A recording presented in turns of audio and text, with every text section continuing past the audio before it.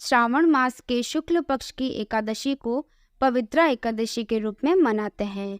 धर्म ग्रंथों के अनुसार इस व्रत की कथा सुनने मात्र से ही वाजपेयी यज्ञ का फल प्राप्त होता है। पवित्रा एकादशी के महत्व को भगवान श्री कृष्ण ने धर्मराज युधिष्ठिर से कहा था।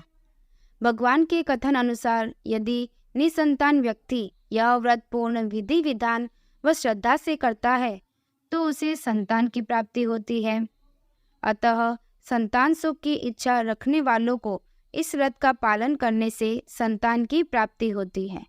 पवित्रा एकादशी का श्रवण एवं पठन करने से मनुष्य के समस्त पापों का नाश होता है, वंश की वृद्धि होती है तथा समस्त सुख भोग कर परलोक में स्वर्ग को प्राप्त होता है। पवित्रा एकादशी व्रत की कथा। प्राचीन काल में एक नगर में राजा सुकेतुमान राज्य करते थे।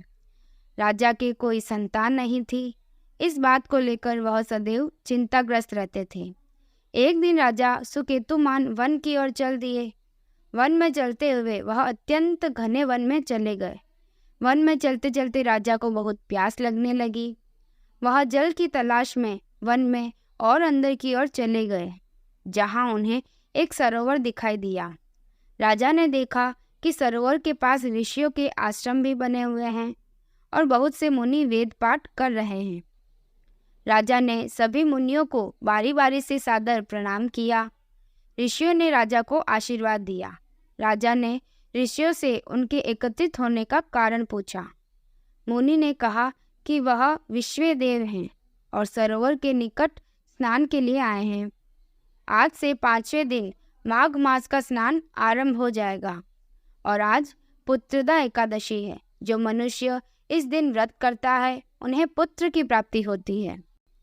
राजा ने यह सुनते ही कहा, हे विश्वदेवगण, यदि आप सभी मुझ पर प्रसन्न हैं तब आप मुझे पुत्र रत्न की प्राप्ति का आशीर्वाद दें।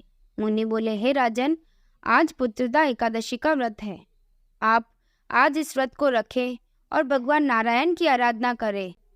राजा ने मुनि के कहे अनुसार विधिवत तरीके से पवित्रा एकादशी का व्रत रखा और अनुष्ठान किया। व्रत के शुभ फलों द्वारा राजा को संतान की प्राप्ति हुई। इस प्रकार जो व्यक्ति इस व्रत को रखते हैं उन्हें पुत्र रत्न की प्राप्ति होती है। संतान होने में यदि बाधाएं आती है तो इस व्रत को रखने से वह दूर हो जाती है। जो मनुष्य इस व्रत के महात्म्य को सुनता है उसे मोक्ष की प्राप्ति होती है। आपको यह कथा कैसी लगी कमेंट करें। अगर अच्छी लगी तो लाइक करें और इस चैनल को सब्सक्राइब करें।